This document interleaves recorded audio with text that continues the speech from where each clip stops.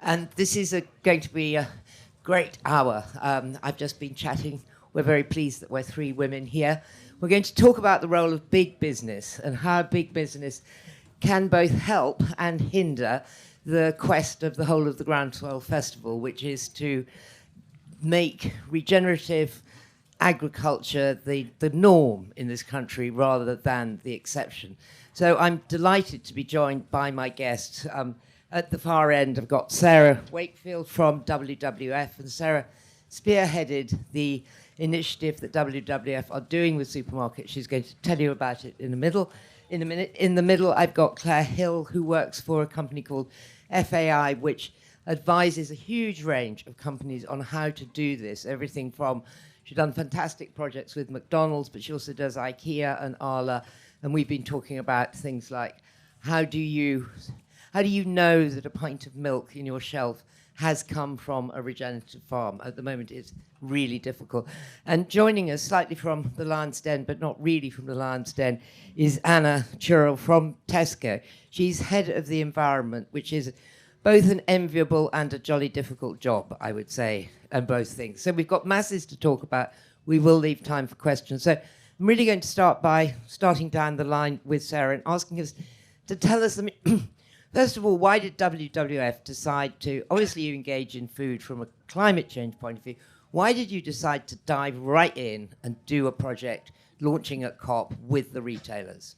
Great, thank you. And it's so nice to be here this morning and yesterday as well, hearing all your perspectives. So we at WWF are probably best known for being the panda charity and an adoptions charity, often for international wildlife. And even my parents were very confused when I got the job working on food at WWF. They were like, well, what does WWF have to do with food?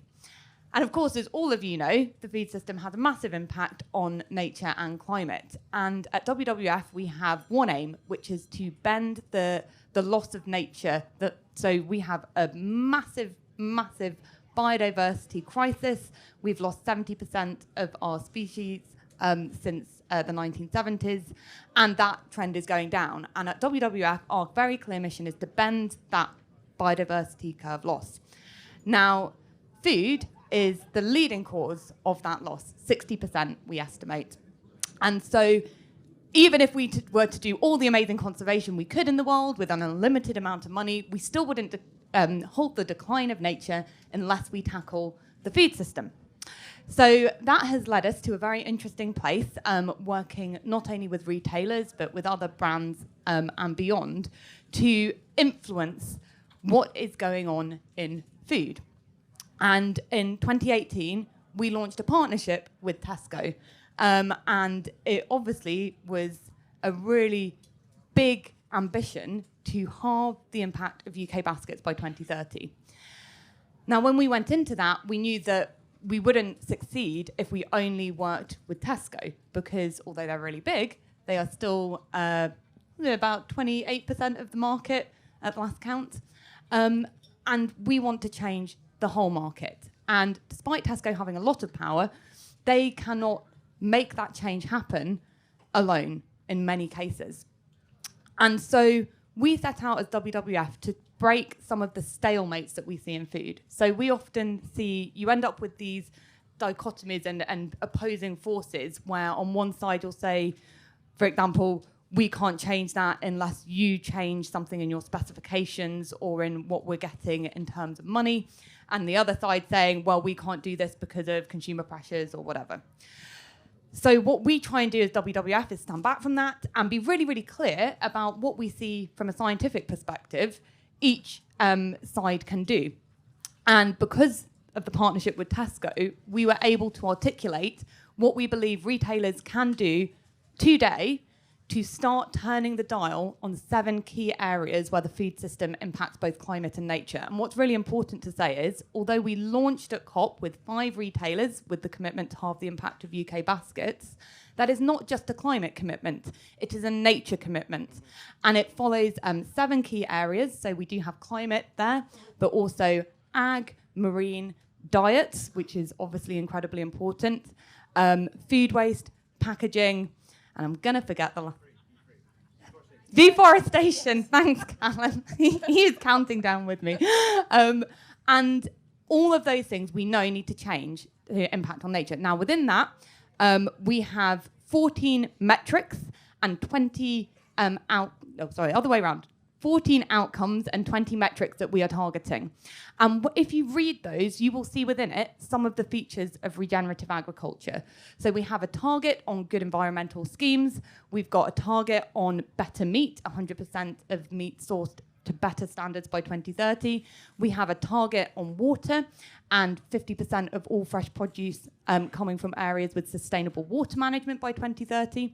So there's elements of regenerative agriculture in there, but we didn't have a specific regen ag target.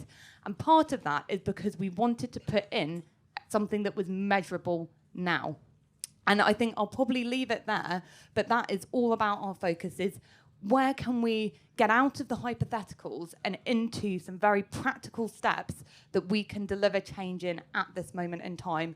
And that's why we engaged with the retailers, because we know that they are key to turning the dial on a lot of those areas. Okay, thank you. Thank you so much for that. That's a great start. And I think I will now come to you, Anna, because that is so much back on the retailer, that sense of what we can measure. And as they always say, if you can't measure it, you can't change it. I'll come to you in a second, but just you joined up with this in last December. How has it been and how is it working? And is it working? Yeah, it's Sarah's done a brilliant job of the overview, which is fantastic. So morning, everyone. Really lovely to be here. As introduced, I'm Anna and I am Head of Environment at Tesco, which is a bit of a weird title.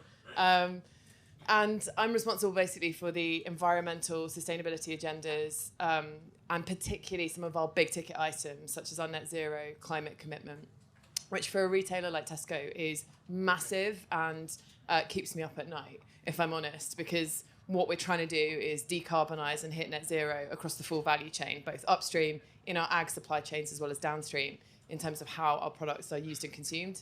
And that's really tricky, right? Because we're all consumers ultimately. And so we all have a role to play, but importantly, I think retail has a very frontline position in taking a kind of a leadership role in how we shape, how we engage, how we influence wherever it is across our food system.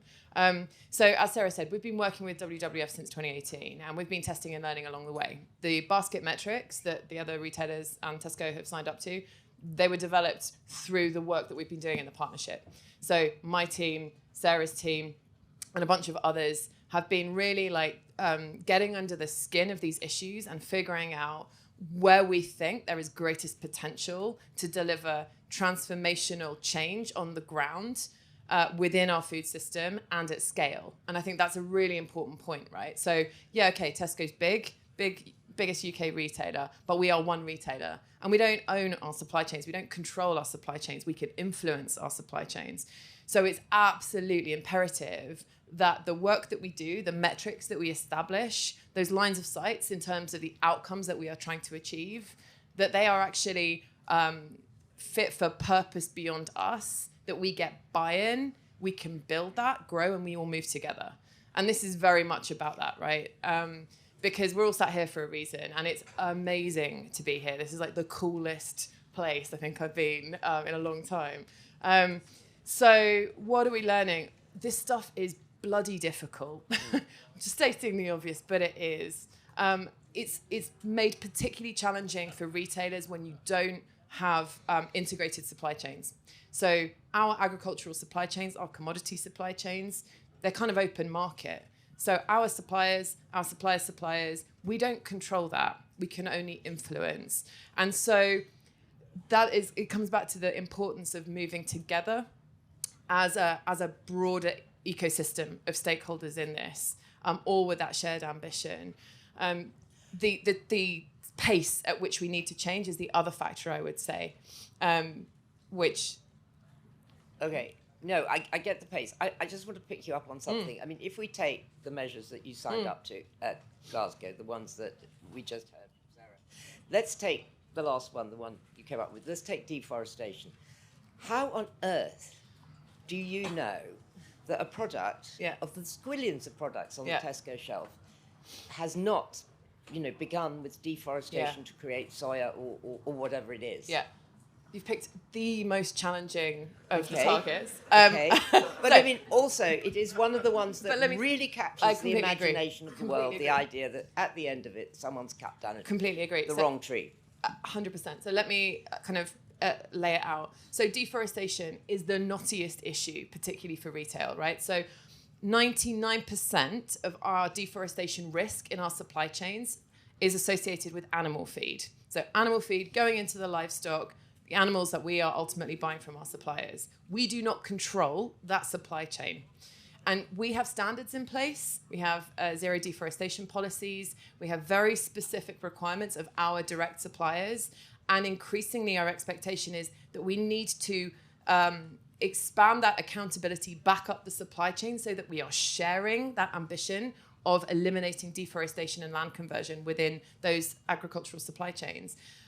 But we have to move it together. So we have a number of levers. We've got kind of standards and policies in place. We also recognize that certification is one tool in the toolbox, and that's a really important one right now because actually the soy situation is complex. No one has full visibility of the soy supply chain, particularly in South America, unless you have fully segregated supply, and to date, that's price premium and a tiny, tiny volume within the world's market. So we need to change the game, which means the traders, the feed companies, the producers, our suppliers, and retail all have to move together, and government also has to help by enabling the right kind of regulation to raise the bar and level the playing field.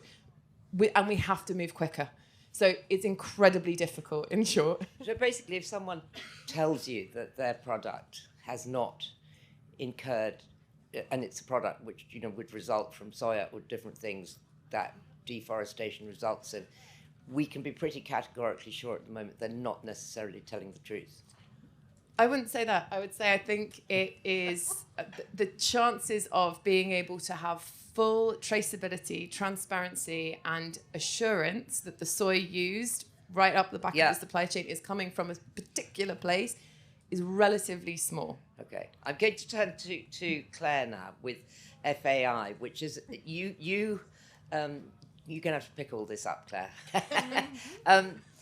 You advise a whole bunch of companies who do, McDonald's, let's start with, because we all know it. And, for years, McDonald's has not had the greatest of reputations, but I've been to see some McDonald's farms, and they treat their animals unbelievably well, and they seem very good. And I know, because we worked with them through the Olympics, that they did do some really good deals about local sourcing and various things. However, it's still true that McDonald's isn't exactly the diet you want the nation to live on. And they are massive suppliers of food and therefore purchasers. How do you, in your new projects, ensure the kind of things that, Sarah is talking about that WWF set up? How do we? So I guess the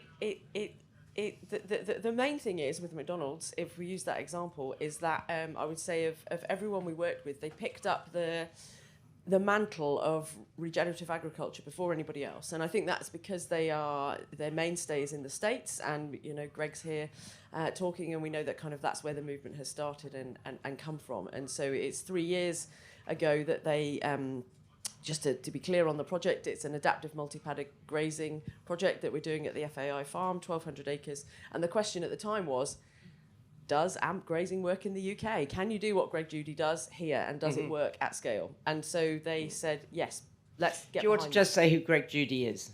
Greg Judy, rancher, US rancher. He's speaking here today and is a kind of forefather of the regenerative movement in the States. Amazing speaker. And he's speaking today as well, so he's very good. Because McDonald's, and also with McDonald's, they talk about complex supply chains. Of course, they're making burgers, so they're sourcing forequarter and flank. So they're not even buying the whole of one animal. The processors take the animal, the retailers take the prime cuts, and the McDonald's and other burger makers take the other bits. So for them to start influencing supply chains is quite challenging. But what they can do is get involved in projects and research to start to shift things forward, to start to come up with models that can be demonstrated and that others can that others can pick up. And I've totally forgotten the original question now, Rosie. Well, it's really, again, when you're in this, these complex food chains, how do you advise your clients who are wide-ranging? I mean, let's move out of food for a second, take a client like IKEA, where there's lots of complexity in where wood comes from, and wood gets renamed and travels through China and various countries. I mean, how do you help them become transparent about in the environment? And well, I can actually. IKEA are a big food retailer. We all that's true too. With the meatball, and actually, it's the meatball that we work with them on, rather than the furniture. But where IKEA are interesting is we talk about if we want to utilise everything. Well, what we're talking to them at the moment is the beef goes into the meatball, and then the leather goes on the sofa, and so actually they're a really interesting one for being an actor within the regen space, because they could take that. If a regenerative supply chain, like a truly regenerative supply chain existed, they'd be able to take everything from that, which is a really interesting one. How do we advise them? Is the question. I think we work often in a bespoke way. So every we work. I guess it's a combination of a bespoke way with each individual retailer or restaurant chain about what they're trying to achieve, but equally, because we work with a lot of them, we're able to bring collaboration behind the scenes, which is to your point that this isn't one person's problem. All this stuff, the climate crisis and biodiversity loss, is totally pre-competitive. All of us need to play our role.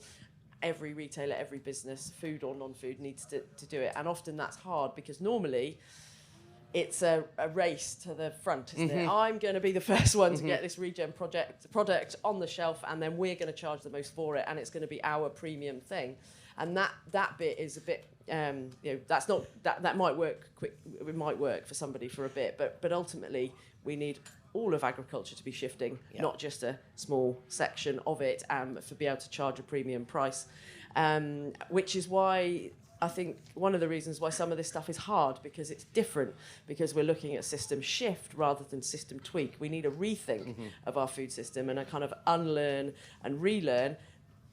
My point to be not just at farm level. What we often hear is, well, our farmers are going to do this, or we want the same product, the same quality, the same variety, the same everything, same.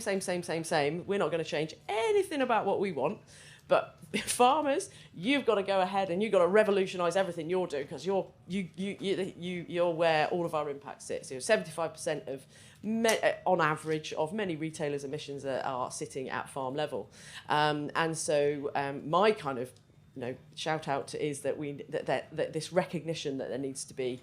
To every business, what does regenerative business look like, not just what does regenerative farming look like. So yes, Sarah, I mean, I think when you look at the statistic that only 8% of the money that's spent on food actually ends up with the farmer, what you know from that is how much is in the middle, in the processor.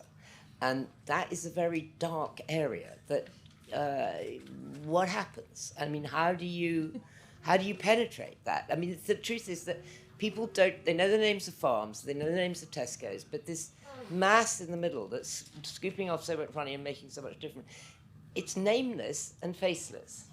Yeah, I think it's a great point, and it's something that I think we collectively need to understand and face into. So if we just explain a little bit about how a retailer's buying system works and who is buying these products. So Anna's colleagues in the commercial team, they might be buying chicken, for example, for a year and a half before they move on to buying fresh juice or sandwiches.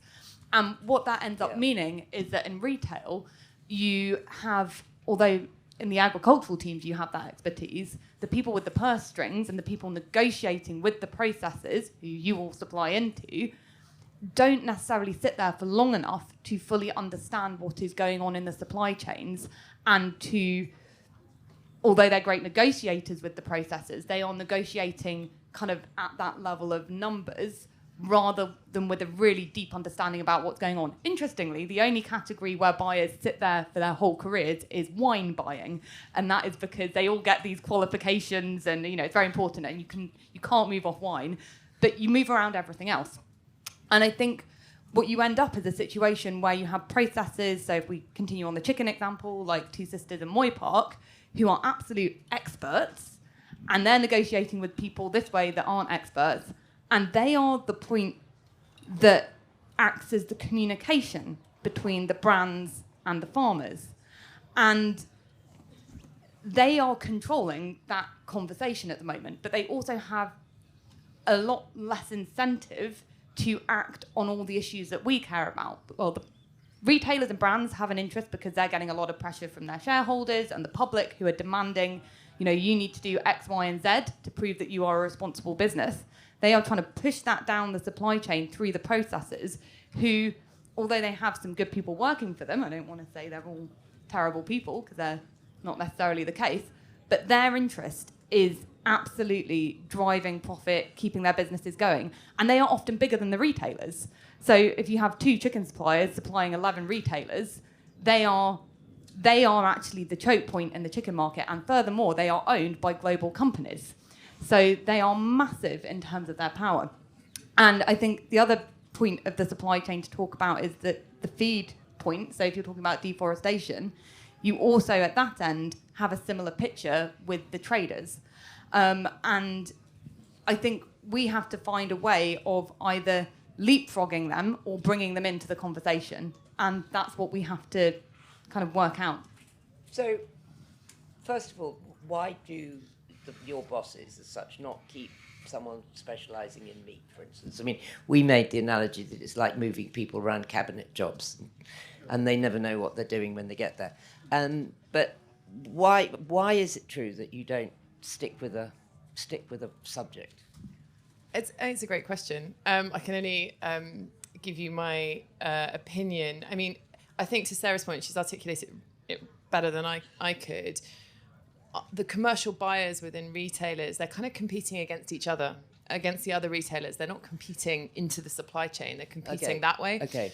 And so the focus, how we are kind of performance reviewed, is against how we can compete against other retailers in a competitive commercial environment. And purely based on pound, shillings and pence, isn't it? Well, I think historically it was. I think that's shifting. So, for example, we've now introduced executive remuneration linked to some of our sustainability targets, including our climate targets. That's then getting cascaded down through the business. We're now developing it so that ultimately, end goal, everyone is going to be reviewed against how we are delivering on our purpose, which is much more broad, is now about people, planet, and the communities in which we serve, as much as it is about maintaining your commercial competitiveness within the marketplace. So it's shifting, but for sure there is more to do. So how do you get at these processors? Don't you, Tesco's and the other big supermarkets, don't you have enough power to just go in there and say, what on earth are you doing? I wish, Rosie, I wish. Well, why don't you? We do. I mean, You've got to sell it. It's multifaceted, and that's not a cop-out. That's me saying it's really bloody difficult. And I've spent the last 2 years since I joined Tesco spending a disproportionate amount of my time engaging way back up to the other end of some of our ag supply chains on exactly these issues. But Sarah's articulated it really well. It's complex, and we are one part, right, of a very big global set of supply chains. We often talk about these issues within the context of the UK and UK ag, but actually we are sourcing from pretty much every country around the world for the commodities, for the ingredients, and for whole products that we're then selling through Tesco, whether that's in the UK or other parts of the world. So, and then when you kind of take that within the context of global food, we are tiny. And our leverage and our influence is proportionate to that, which is why it's so imperative we move together collectively as all of food, the industry, and we face into and advocate, particularly with government, for the changes that we need to see on a regulatory and legislative basis. And we need to raise the bar on that. Okay, that's where I was going to come to next, which is what does government need to do in order to embed this and move this? And I'd also like at some point to come on to, when you talk about the fact that you source from across the world, at a certain point, we have a responsibility to the rest of the world to say, should we be taking your food? But let's start with the government and the things that failed in the National Food Strategy. I mean, Claire, do you want to start making a comment? No, you don't need to. Sarah, you start on what you felt about the fact that, say, the HFSS targets were not in the food strategy? Because they are a great leveller. Yes. I mean, I think what is so disappointing about that, not just from a health perspective, is they were also setting a route through which we could legislate on an environmental perspective as well. So that's where I was really interested. So HFSS was incredibly powerful because... HFSS is high-fat sugar Oh, salt. sorry. Thank you. Yeah. And... High-fat sugar salt products. Packet of crisps. Yeah. in And other this was words. basically going... Some of the legislation was around some of the things that retailers can influence, and I'm going to be a bit cheeky here, Anna, but often say they can't influence. But it turns out when government asks them to do it, they can do it. And So hang on a minute. So you're being specific, say, about the salt reduction yeah, tax, so right.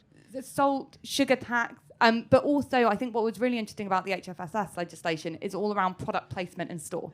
Because what retailers are absolutely expert in is retailing and selling you stuff. So if they go, this is the thing we want to sell for X, Y, Z reason, maybe it makes us a particular profit line, maybe it gets people into store, there is different reasons. It's not always exclusively about the profit you make on that product. They know where to put it in store. And what the HFSS legislation was dictating to retailers was where can you put it, how can you put it on offer, and how can you talk about it. And because you can do that with those products because of the nutritional profiling. So you can prove whether a product is in that category or not. And what's quite interesting is all the conversations around environmental metrics mean that at some point we can probably do that from an environmental perspective as well. So you could hypothetically legislate things in that way. Yes, how hypothetical is it? The metrics, Yeah. at the moment, you have life cycle assessments. So you can say this is generally what we think a product impact is. And we know there's loads of work going on. If you've heard Patrick Holden talk about things like the Global Farm Metric and beyond, there are routes through on it, but it is a fairly long way off. And I think this is part of, again, the challenge for retailers improving things like their Scope 3 emissions footprint, is going, how accurate is that information we can get through our supply chains? Because a big incentive for retailers to act and on things like regenerative agriculture is being able to say, well, this is going to support us in our carbon reduction journey. But they need to get that information through the supply chain, and it's not there at the moment. And that's one of the things we want government to help with as well and get their heads around. Let's go to the NFS, the National Food Strategy, where it affects Tesco. So you don't have to do the HFSS taxes at the moment. But we are. So Yeah. we've taken the decision as a retailer to move ahead because it's part of our health strategy that we need to, and we've made this public commitment to hit. So 65% of our products, all the products that we sell, we want them to be healthy by 2025. If we're going to hit that, if we're going to have any chance of hitting that, we're currently at 58%. That 7% gap is massive. That's a huge amount of work to deliver on that. So we can't afford to wait for legislation to come in. It's disappointing. I'm completely with Sarah, right? We kind of expected more. I get where we ended up, but it means we have to take the initiative ourselves and move. Now, not every retailer is going to do that, but that is our commitment. That is what we want. Can you explain what it means to the layman, to me, for Tesco's to make a healthy food commitment? So it ties back to what Sarah was saying. Nutritional information, product level nutritional information is there, and it's much more quantifiable and much more standardized today than anything we've got on sustainability, on environmental. But we're working on it. We've got pilots going on at the moment to develop product level databases that pull in all of the environmental information that we are looking at, but we're very dependent on, as Sarah says, the supply chain to support us in that. Nature, biodiversity, incredibly complex, haven't cracked that yet, gonna have to spend more time on that one. On health, because we have greater standardization across the industry, so not just retail but manufacturers as well, we have information that comes into Tesco that tells us what the nutritional profiling of products, of ingredients looks like. And we have a database that we then use to underpin product performance. And that's how we can classify what is kind of within the boundaries of HFSS or not, which ties back in with government guidance linked to the Eat Well Guide and the British Nutritional Foundation and things like that. So when I walk down the double-sided aisle of crisps, say, which was not there at all when I was a kid, you might find one packet of crisps lurking at the bottom, but it's nothing like what it is. Am I going to see a change? I think you will. What will it be? Well, it's a multi-pronged approach, right? So this isn't going to be overnight. You turn up and all your crisps have gone missing, because that would be devastating for many of us. But what it does mean 100 packets later. Yeah. Well, Rosie, I couldn't comment on your crisp consumption. What it does mean, though, is that, we pull all the levers. So we reformulate, we renovate, and we also change the way in which we engage, we sell, and promote. So for us, that means, rather than having historically, you might have had buy one, get one free on multi-pack crisps, you'll see those kind of incentives to buy for shoppers disappearing at the same time as you start to see much more focus on product renovation and reformulation to decrease salt, to decrease sugar, etc. And you already see it, right? Look at soft drinks, for example. We've gone from whole loads of sugar into zero sugar drinks quite quickly, actually. So Claire, one of the things you said when we were talking before was that, how do you make regen agriculture products into a premium? And that took us into a discussion about, one of the ways that people have been able to certify certain kinds of food is organic. Organic has ended up costing more. And to my kind of observation, I don't have this in factual, I think organic has somehow slipped away from the shelves of the likes of you and the likes of the big supermarkets. So how do you, when you use the word make it a premium, are you saying you're making it a goal, or are you saying you're going to make it slightly more expensive? How are we going to know? I think I was saying the opposite, which is to not make it a premium product, or that is a discussion that's happening at the moment. How do we sell it? How do we commercialize regenerative products? If we could get a regenerative supply chain up and running, what does that look like? And I think the conversation is about, should it even be premium? And I think it's what I mentioned earlier about really we need everybody needs to be doing more regenerative type or nature-based, mimicking nature, ecology-based farming, whatever it looks like, to start to reduce the impact of food production. So it's about maybe necessarily not having it as a premium product. It's just about a system shift of the whole of agriculture moving and adopting more practices. It's is it a few tweaks? Is it a few practice changes, or is it a total evangelical mindset shift? And it's either of those and everything in between. It's just it's a groundswell. Yeah, and it is, you're quite right, it is a system shift that we need. We were talking to George Monbiot yesterday, it was just really interesting. The whole just-in-time grocery business, and actually that the world's wheat, for instance, is also operated as just-in-time, floating around on containers all over the world. So as WWF, who look at global situations, climate change, environment, and a bigger view, this is, all these things, and the fact that a country like India has closed its borders to exports, and we know the levels of drought, et cetera, we don't need to spell it out. This is going to have a massive impact on how we all eat. And that, you can have Anna talking about how, I think you said a sentence at one point, our products come from everywhere. And we do, sitting here, use the world as our own larder. And we don't think about what the consequences are at the far end. So from your perspective, you must be doing forward casting, thinking, well, that's just not going to happen anymore. Yeah, it's something that I think, and again, this is why it's interesting us being in conversation with retailers, because retailers think broadly on a 12 to 18 month horizon. And there is obviously wider thinking being done, but broadly that is where supply chain thinking is done. It's very short. And you're absolutely right that we are seeing increasing supply chain shocks, which are driven, I think it was put really nicely yesterday by George, where you have a geopolitical shock tipping into a climate shock, and the fact that that is going to increase more and more. And one of my favourite stats is that, well, maybe unfavourite stat is that 50% of the places that we grow coffee at the moment, we will not be able to grow coffee in 2050. And the way you build resilience in the coffee supply chain is you move your coffee plants up the hill, because that's where the humidity and the coolness is around the equatorial band to grow coffee. But at some point you run out of hill to move your coffee plants up.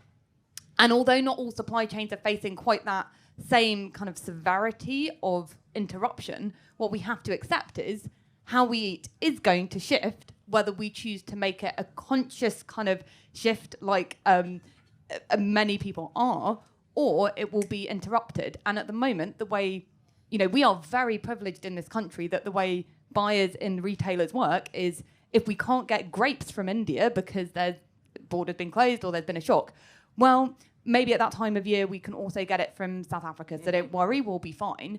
That is not the case for the majority of people around the world, that they can still get their favourite products. And at some point we will run out of contingencies. So this is incredibly worrying, and it is the kind of thing that is capturing the imagination of executives in retail, food security. They are aware of it, because if you can't put things on your shelf, you have empty shelf space, which means you have a shelf that is wasting money, essentially. And this is where I think the opportunity for regenerative agriculture to come in and say, we are building that resilience into our system. You know that we have that more consistent supply. We know you're more likely to be able to always get from us.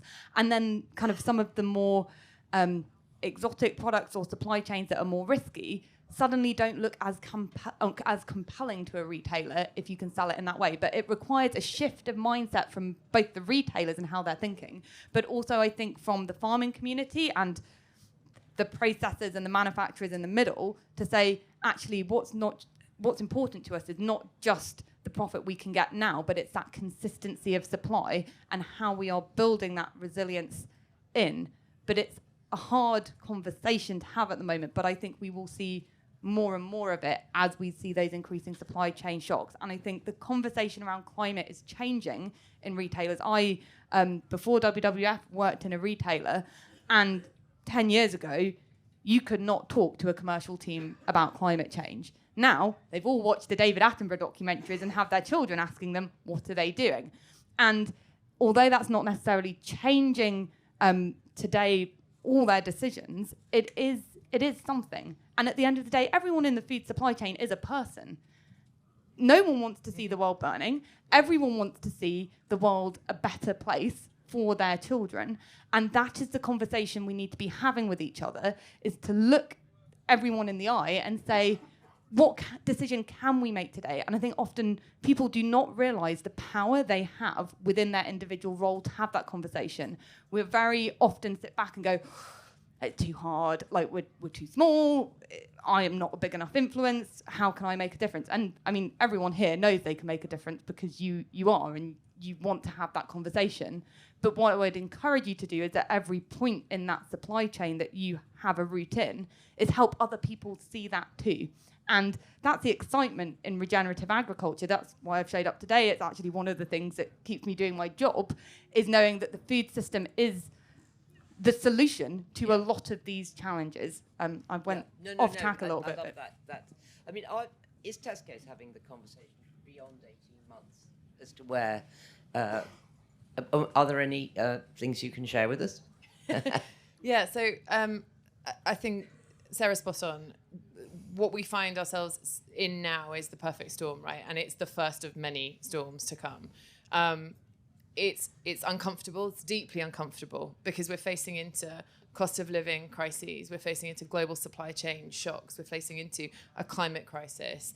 And they're all coming together, and they're all telling us the same thing, which is we need to change the game. And in order to change the game, we need to rethink the way in which we do business, but we all work along those complex food value chains. So part of that is about looking at how we build resiliency into the way in which we think and do, whether that's around business planning, being more long-term, It's moving to longer term contracts with our suppliers, which is so important, right? Because we need to give that level of assurance and security that we're investing in those relationships over a longer term period.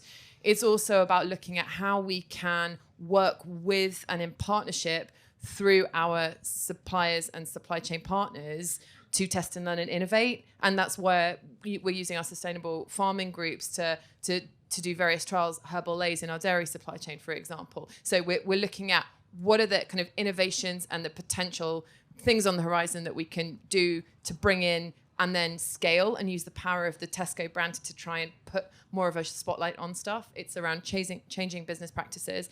And it's importantly also about how we educate, engage, and inform. Because back to Sarah's point and what I said earlier, we're all consumers, right? So with the best will in the world, we can do everything within our own control as Tesco. We can try and push it back up the supply chains and work much more collaboratively.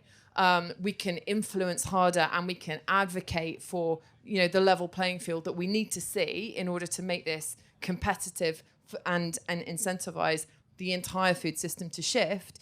But if customers and consumers are still calling out for their South African grapes in the middle of January, then we're all kind of screwed. So we also have to work through what it means to be, resetting, I guess, our understanding of the food system and what the food system of the future needs to look like that is sustainable and secure and providing us with the right, healthy, affordable, accessible, sustainable foodstuffs. You touched on something very important there, which we have actually ignored, which we should talk.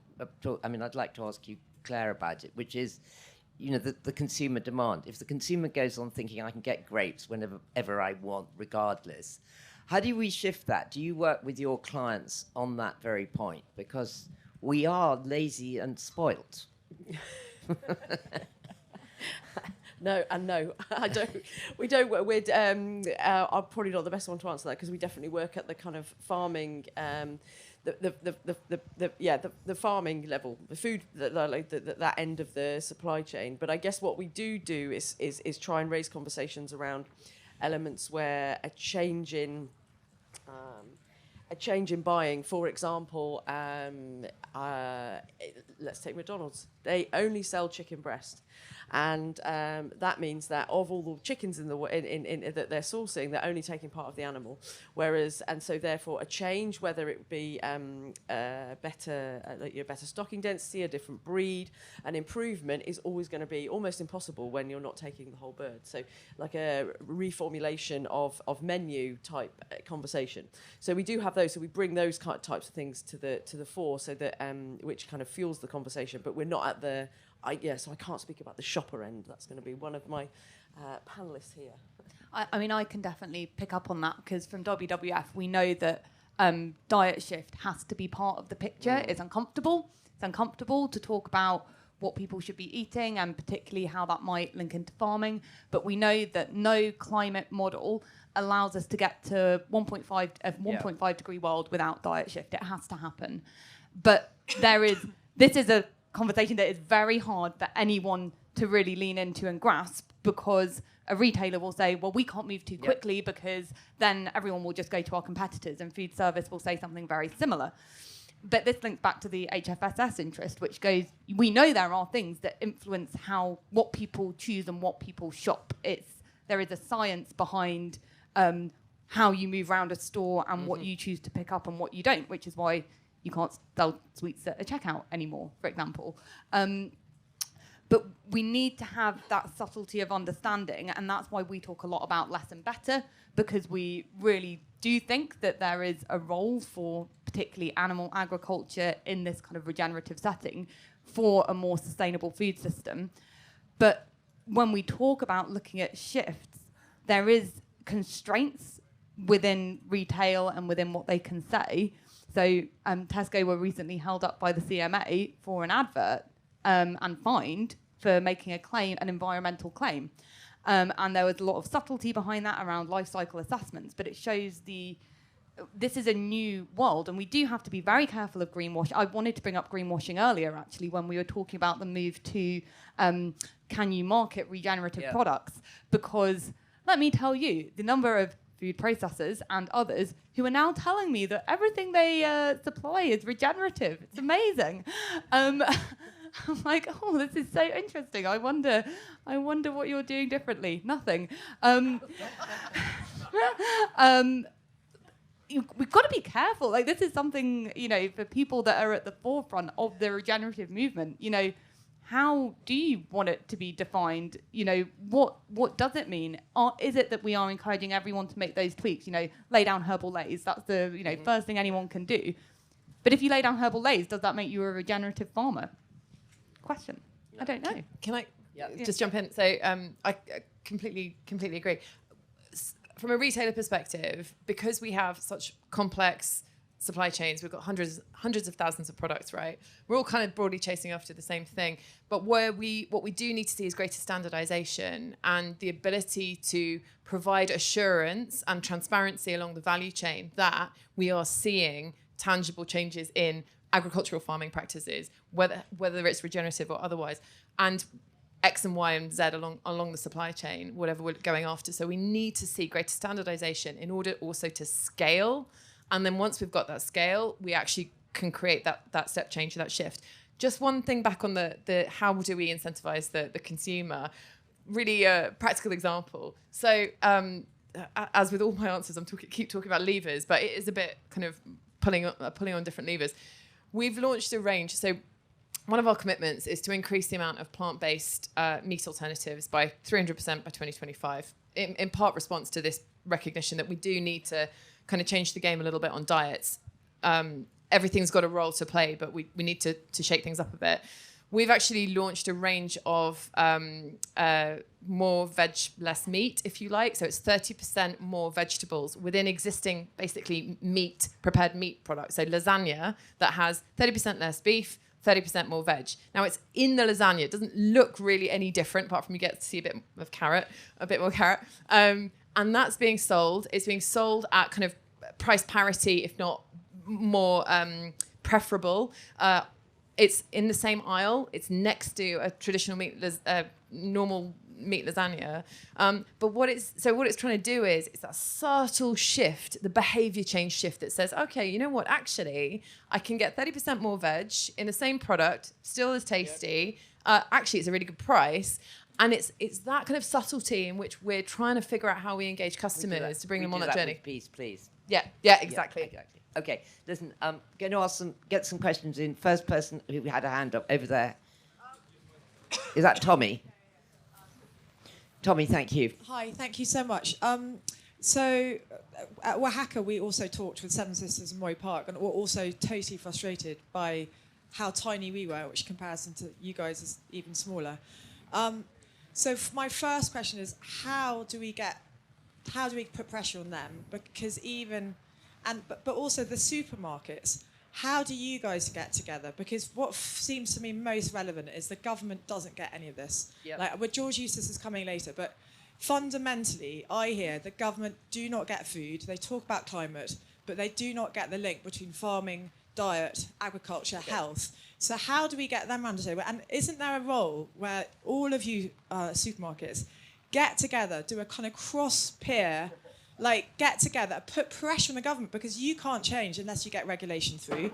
So can't you all sit down, Tesco's, Waitrose, and put pressure on the government? Right. Yes. I want only one person to answer because there's hundreds of hands. Yeah. Can you do it really speedily? For I'll sure. give you the next question, I promise. So, the Basket Group, 5 retailers, including Tesco. We are actively, get us in the room with government. Completely agree with you, 100%. We're doing it. We're working on it. That's what we're doing. So maybe we should talk Okay. afterwards. 5 CEOs in the bring room Oaxaca with in as ministers. well. All right, I'll take the gentleman here, then I'll come to the lady, then I'll come to you. Thank you very much. And speed along, I'm guys. a dairy farmer. I've turned right onto the M6 today to come to Regen Ag instead of going left to the Royal Highland Show, which has been a tradition. And this is Hooray. Thank you. So this is me. I'm involved in with a lot of dairy farmers across the world, but particularly in the UK. And I want to understand. We actually supply Tesco and Arla Foods as well as a business. The sustainable intensification is the word that we've been hanging on to as a business for the last 10 or 15 years. How do we go from that phrase to introducing Regen Ag. And what does Regen Ag mean in the sphere of 15 billion litres of milk? From 25 years ago, there was 34,500 dairy farmers providing 15 billion litres of milk. By 2030, there will only be 6,000 dairy farmers trying to do this mission of climate, farming and food. Okay, Sarah, do you want to pick that up? No, okay. Yeah, all the food, sorry. Absolutely, go for it. I think the answer is that we don't have real clarity on what regenerative dairy maybe looks like. Maybe we do, but do we have enough information to say what dairy farms commonly look like now to what they need to look like in the future? I don't think we know that yet, which is why Arla have the 26 pilot farm project. It's why First Milk are doing their stuff. Everybody's exploring it, and the reason is we just don't know yet. But the good news is that people are putting steps in the right direction. Okay. I think is the answer. I'm going to speed along, but you could pick that up afterwards, lady next door, and then I'll come to you, and then I'll come to you. Okay. I work in food system transformations from the institutional investor space, but I'm also here today because I'm involved with a company called Microbes, which makes soil-based microbes. And my question links to going back to what you said at the very beginning, Rosie. If you don't measure it, you can't manage it. So in measuring it, you've got diets and ag into your list, and we've got this confusion over regen, greenwashing, etc. Mm-hmm. Why don't we look at the soil? As Jill was saying earlier today, healthy soil, healthy food. Mm-hmm. Is there a metric that we can look at within the soil that you can start including in your KPIs? Because looking at it from a nutritional perspective, when we honed in on the HSR and Nutri-Score, that's where we got the data coming out from a nutrition perspective with the Access to Nutrition initiative. What can we do in soil to help get rid of this greenwashing of regen? Okay. Do you want to talk about Okay, Sarah. Yeah, so the first thing I would say is, again, I'd look to things like the Global Farm Metric Tool, which is looking at kind of what can you practically measure on farm. In the meantime, we use a number of proxy measures within the basket, which are things we can measure at the moment, but aren't direct kind of scientific soil measurement because we can't get that information through retailers' supply chains. So instead, that's why it's not perfect, but that's why we have the water target, because the water management can speak to some of soil management. And it's also why we have the 50% target on good environmental schemes. Again, not perfect, but we have to be realistic about what we can get information from retailers. But it's an area that's being worked on, and there are organisations looking at it at the moment. But we have to have something that comes through to the final supply chain. And we need a huge amount of capacity building within the supply chain to be able to facilitate the data. Thank you for the question. Really good question. Hi, And then I'll come to Patrick after that, and then I'll come to that. Jason. It's around the greenwashing and how you make regen have an impact at retail. So if you go back to organic and the development of the organic standards and principles, the organic principles are pretty similar to regen principles. When you standardise it, you have to compromise. So if you only take the very best organic or only take the very best regen, that's not practical. It won't happen at scale. At the moment, regen seems to mean anything to anyone. As soon as you create a standard, you're going to have to decide where you draw that line, at which point it'll probably look quite similar to organic standards. The risk then is you set them in stone, it hampers innovation, it puts a price on it, and how do you prevent, in effect, the strength of organic as you create a market, but the downside is it creates a lowest common denominator. It's a guarantee of minimum standard. It's not what you can achieve. Difficult question to answer. I don't know who wants to pick it up. I think it's such a good answer. Such a good question. I think we can't let the perfect be the enemy of the good. We've got to start somewhere, right? Because we need to create that shift. I think we need to enshrine within whether it's standards or it's more standards of practice and the regulatory frameworks that will ultimately come and stand over this. We need to ensure that we create the space to enable continuous improvement and innovation, because otherwise you're absolutely right. We have a race to the bottom rather than a race to the top. So it's actually less about the standards, I would say, because we still need it to scale, but it's more about the framework and the system around it that enables us to continue to drive practice up. Very good answer. Patrick. Patrick Holden, Sustainable Food Trust, and building on what Anna's just said. I do think we need a common framework, because whether you're measuring, I'll call myself a regenerative dairy farmer, also organic, not currently supplying the retailers. I think we do need this meeting that came out of Tommy's question. I think we need a pre-competitive meeting between the retailers at the highest possible level with all the other people, particularly strong representation from the farming community. And we would love to be involved with convening that, because I think unless we sort this thing out about measuring sustainability from the farm up and connecting it to food labelling, it'll be very, very difficult to move this thing forward. Thank you. Lady, I'm sorry, it's the lady. I cannot see. It's quite dark at the back, You're isn't it? completely under a light. Apologies. No problem. Thank you very much, Rosie. Liz Bowles, Chief Exec of the Farm Carbon Toolkit. Hi. And a farmer in Devon. Yesterday, I was involved in a really interesting conversation, question time, about carbon voluntary markets and the role of supply chains within this whole area of carbon came up. Firstly, there was a comment. We were talking about the metrics, and all of the speakers on the stage were saying how difficult it is to actually know what those metrics are and to be able to measure them. Well, we've got one, which is carbon in soils, and it does have a link to soil health. And one of the speakers yesterday was advocating, in fact, in Northern Ireland, they are doing a national inventory of soil carbon on farms. And, you know, this whole idea of being able to baseline where you are as a farmer, and certainly it very much came out of the conversation that for all farmers right now, there is a need to know where you're starting from. And you can do that through carbon footprinting tools and robust soil carbon measurements, and certainly we'd be advocating that at the Farm Carbon Toolkit. But my question really is about this whole role of supply chains.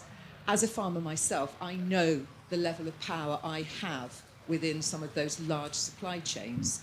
And also, as a grassland farmer myself, a couple of years ago, I thought I was sitting on a gold mine with all the carbon I'd stored in my soils already. And I think now I'm thinking that that carbon is probably going to be potentially kind of usurped by the customers I sell to. And so my question really is, how do we as a whole supply chain make that a fair and equitable process that we can work together rather than the one most powerful in that supply chain taking the goods? Thanks so much. Okay, you can all answer that, because that has to be our last question. Such a good question. But thank you very much for that. So important, and actually we've done some work through the partnership with WWF to better understand and explore kind of the broader ag carbon space, carbon sequestration, as well as the development of farmer-facing guides on this. There is definitely more work to be done. Our position is evolving on this, but we are clear that carbon, wherever it sits within the food value chain, it should stay within the food value chain. And I think at the moment, the challenges with voluntary carbon markets, it's like the Wild West, right? It's free game, fair game, whatever. Anyone's buying from wherever they are. I don't want to see an airline buying carbon from food farmers. We need to create a system that locks it in, keeps it, and incentivizes continuous improvement end-to-end within the food value chain. And we need better guardrails in place and better education and information and tools to support that. And that's an end-to-end piece. And actually, one of the things I want Tesco to do more actively is actually use our voice to advocate for that. Because we do not want to see particularly farmers, in agricultural supply chains disproportionately disadvantaged because we are in this in this frontier territory right now. So there's so much more to unpack, but I don't know if Sarah, Claire, you want to. I guess no. Just to I think I'll just support that. I'm not. Yeah, we haven't got much time. I don't think I have anything else to add. Well, no, thank you. And Sarah, last word Just to you. a quick comment. So, firstly, I would recommend checking out that report that Anna referenced. We launched it at the Oxford Farming Conference, and the top line summary is it's a Wild West and be very, very careful. Yeah. But it does go into a lot more detail. But I just want to pick up on the point you said about power, because actually this is a closing point I'd like to make, which is we've come here because there is huge power in farmer voice and collective farmer voice on these issues. And I think when you are an individual, and this goes to us as individuals and also as business people, you can feel like you can't tackle these big issues alone, but the point is you're not alone. You are part of a community, and that community collectively is extremely powerful. And that's something I would really encourage everyone here to think about, is how you are leveraging your voices on regenerative through those, whether it's union structures or cooperative structures or whatever you're part of, because that is how you do end up having a really big voice in comparison to the retailers. And there's a lot to be said for that. So don't underestimate what you can do, because that is how we are going to see the change that we need. That's a wonderful note to end on. Thank you, all three of you, Sarah and Anna and Claire, for coming and sharing all that with us this morning. Thank you, so many of you.